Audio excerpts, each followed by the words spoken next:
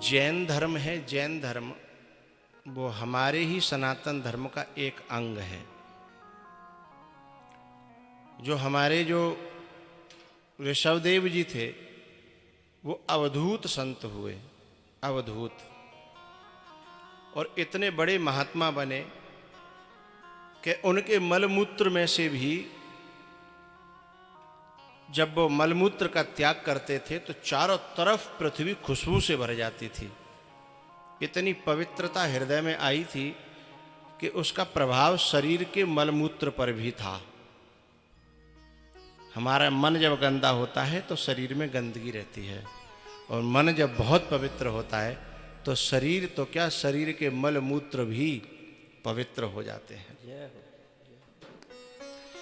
तो जो ऋषभदेव जी थे वे जैन धर्म के प्रथम तीर्थंकर थे। ऋषभदेव जी पहले गृहस्थ हैं, राजा हैं, उनके 100 पुत्र हैं, और वो समय से ही राजकाज को पूरा करा करके और भजन के लिए सब पुत्रों को समझाते हैं कि अब मुझे संन्यास लेना है। जिनका लक्ष्य भगवत प्राप्ति है ना, जिनका लक्ष्य मुक्ति है, जिनके जीवन का लक्ष्य भगवान की भक्ति है, वे लोग ये सोचते हैं कि संसार के इन संबंधों से, कर्तव्यों से जल्दी मुक्त हो जाएं और फिर हम निर्लेप भगवान का भजन करें। लेकिन ये वही लोग सोच पाते हैं जिन पे भगवान की कृपा होती है। नहीं तो लोग 80 साल के, 70, 75, 80 साल तक भी यही सोचते हैं कि अब के ठीक ठाक खेती है जाए तो 1 बीघा और खरीद लें, हैं? अब के थोड़ा सा नेक ठीक ठाक आमदनी है जाए तो अब के एक गाड़ी खरीद लें तो कम से कम नीमच तक मोटरसाइकिल से नहीं जाना पड़ेगा। 4 पहिए क्यों जाएंगे तो धूप नहीं लगेगी, सर्दी नहीं लगेगी, बरसात में चले जाएंगे।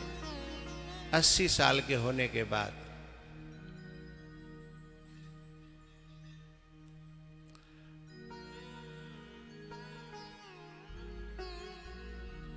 और बहुत से तो ये सोचते रहते हैं कि नाती तो देख लो, बस एक और इच्छा है, नाती बड़ा होगा, बहू को ब्याह होगा, ने का पंथी और देख जाए, वो पंथी तो कल्याण करेगा, वही तो मुक्ति देगो। तो जब तक ईश्वर की, भगवान की कृपा नहीं होती तब तक इस मार्ग में बुद्धि चलती ही नहीं है, संसार में ही फंसी रहती है। और पता है किसी किसी ने तो अपनी पूरी जिंदगी में एक मकान खड़ा कर लिया होता है, चाहे गांव में चाहे शहर में जाके एक मकान बना लो, बस वही में चित्त धरो रहते, आहा ये मकान मैंने बनाया। फिर वही की देखा भारी, वही की मरम्मत और वही की लिपाई पुताई है, और जो कोई आवे फिर बात दिखाते हैं, आओ मेरा घर तो देखो, हैं? और फिर वो जब देखने वाला देखने के लिए घर चला जाता तो फिर को वर्णन करता है, इसमें जो मार्बल लगा है ना वो फलाना है, हैं? ईंट फलाने भट्टे से मंगाई थी मैंने, हैं? सीमेंट बहुत अच्छा वाला है, हैं? और खुद की मरगटी मिसकॉल दे रही है, खुद की जो शमशान घाट है वो मिसकॉल दे रहा है कि आजा, नंबर आ गया, तैयारी कर ले, हैं? और दूसरे को मकान दिखा करके और वो कह रहा है कि मैंने इसमें बहुत अच्छा मार्बल लगवाया है, हैं?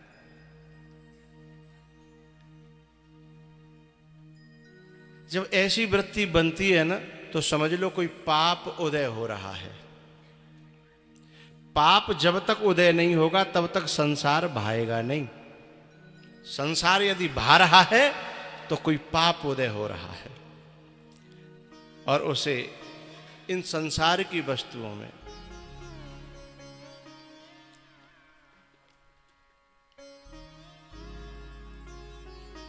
अपनी प्रशंसा दिखाई पड़ती है। ऋषभदेव जी का उद्देश्य है कि जीवन मिला है भगवत प्राप्ति के लिए। अच्छा, हम लोग क्या सोचते हैं जीवन काय के लिए मिल, मैं तो सोचती ना जीवन काय को मिले, बस मिले होए, तैयारी करते हैं बचपन से ही। मम्मी कहती है मेरा छोरा बड़ा होगा तो जाकर ब्याह होगा, वो तैयारी करने लगा मेरा ब्याह होगा। मम्मी कह रही है कि मेरा ब्याह होगा, ब्याह की तैयारी करने लगे हो। ब्याह है गए तो बालकन की तैयारी है गई, बालक है गए तो पढ़ाई की तैयारी है गई, और फिर बालक बड़े कर दे ब्याह कर दो। तो वो समझता है कि मेरो जेई जो कछु होता है जेई है मेरो जीवन। लेकिन यदि शादी करना, बालक पैदा करके उन्हें अपने पैरों पर खड़े कर देना, यदि यही जीवन है तो फिर जाका में करवे में तो सुअरिया हमसे बहुत आगे है। हम तो अपने जीवन में 2-4 बालक ही पैदा करके बड़े कर पाते हैं, और वो तो 1 साल में ही, एक बार में शायद 12 या 14 तक एक बार में ही पैदा करती है और उन्हें पाल पोस के बड़ा करके छोड़ देती है। फिर अगली साल, अच्छा कोई कह रहा था कि साल में सुअरिया 2 बार बच्चे देती है, एक ही बार देती है क्या? तो एक ही बेर में कम से कम 12 दरी तो बहुत है, कोई कम है क्या? पूरे जीवन में तो कितने देगी? तो केवल बच्चे पैदा करना और उन्हें बड़े कर देना, यदि यही हमने धर्म कर मान लिया अपना, तो सूर्या से 1% भी ज्यादा नहीं है। इसके लिए मानव जीवन नहीं मिला है।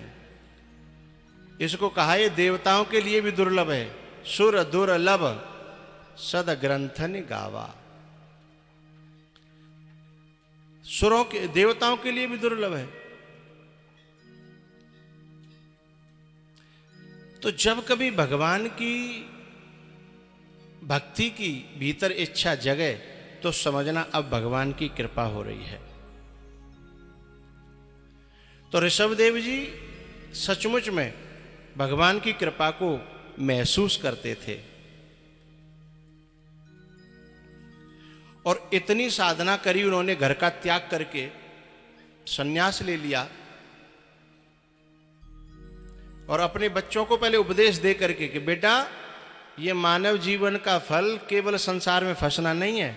जैसे मैंने तुमको जिम्मेदारी सौंपी है, ऐसे तुम जल्दी से जल्दी अपने बच्चों को जिम्मेदारी सौंप के तुम भी अपने कल्याण का मार्ग देख लेना। इसमें फंसे रहने के लिए मानव जीवन नहीं है। अपने बच्चों को उन्होंने उपदेश दिया है, कहा प्रीतिर्नयावन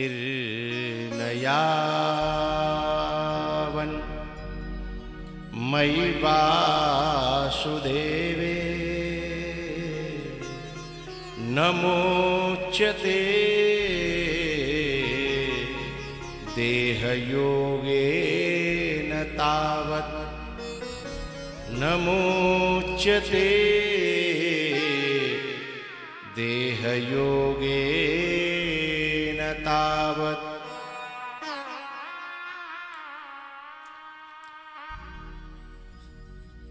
जानत तुम्हें हुए जाई। जब कोई जीव ईश्वर को समझ लेता है, जान लेता है, तो वो ईश्वर के स्वरूप ही हो जाता है। फिर उसमें और ईश्वर में कोई अंतर नहीं रहता। तो ऋषभदेव जी ने ईश्वर को जान लिया, आत्मसात कर लिया। अब वे स्वयं ऐसे करके बोल रहे हैं कि जब तक मुझ वासुदेव में, मुझ ईश्वर में प्रीति दृढ़ नहीं होगी, तब तक इस देह के बंधनों से यानी जन्म मरण से छूटने वाले नहीं हो। प्रीतिर्न यावन मई वासुदेवे। जब तक मुझ वासुदेव में, मुझ व्यापक में जब तक प्रीति नहीं होगी, प्रेम नहीं होगा, न मुच्यते देह योगे न तावत, तब तक तुम अपने इस देह के संबंधों से छूट नहीं पाओगे। तब तक मैं और मेरा ये दोनों बने रहेंगे। और मैं भी कौन सा मैं?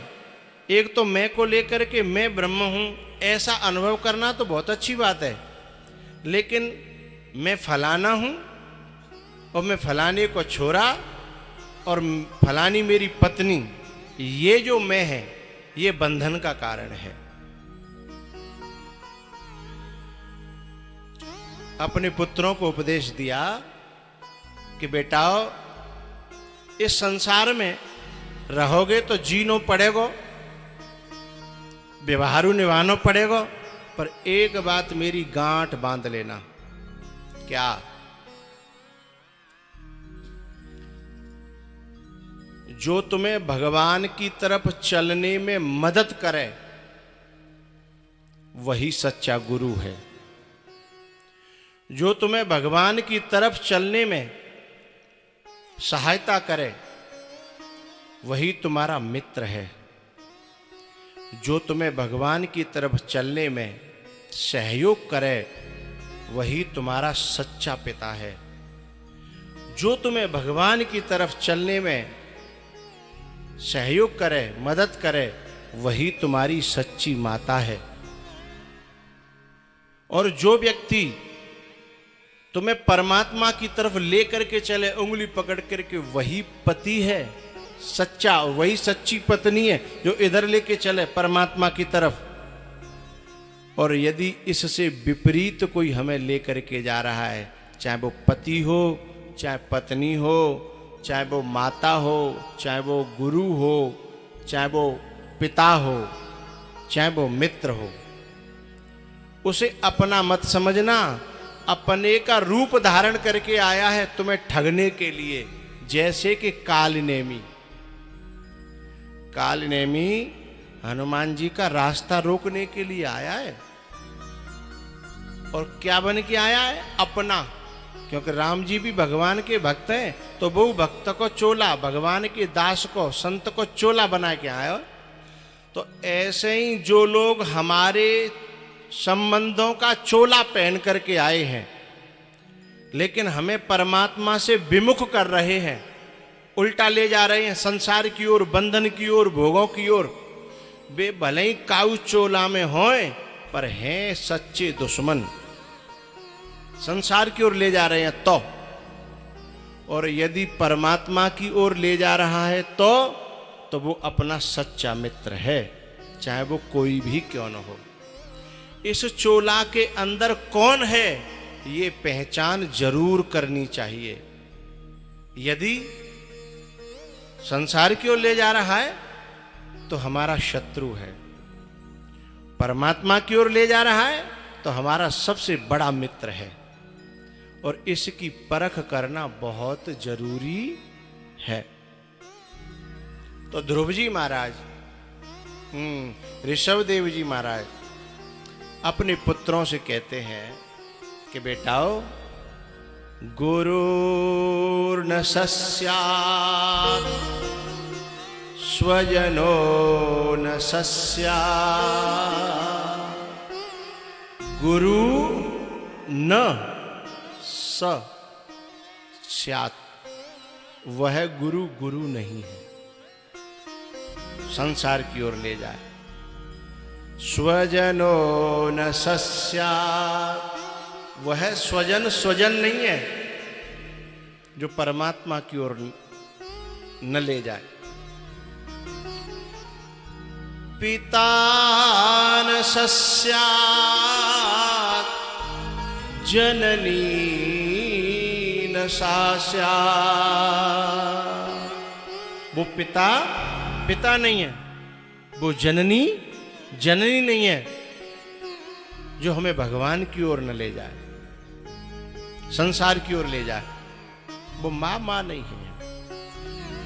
दैवं न तत्स्यात् न पतिश्च सस्यात् न मोचयेद्यः समुपेत मृत्युम्।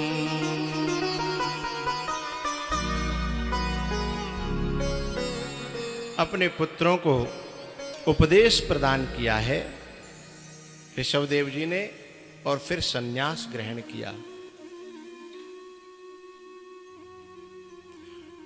राजा बना दिया भरत को। उसके बाद भरत जी ने भी कुछ दिन राजकाज किया, फिर अपने बेटे को राज देकर के उन्होंने भी वैराग्य धारण कर लिया।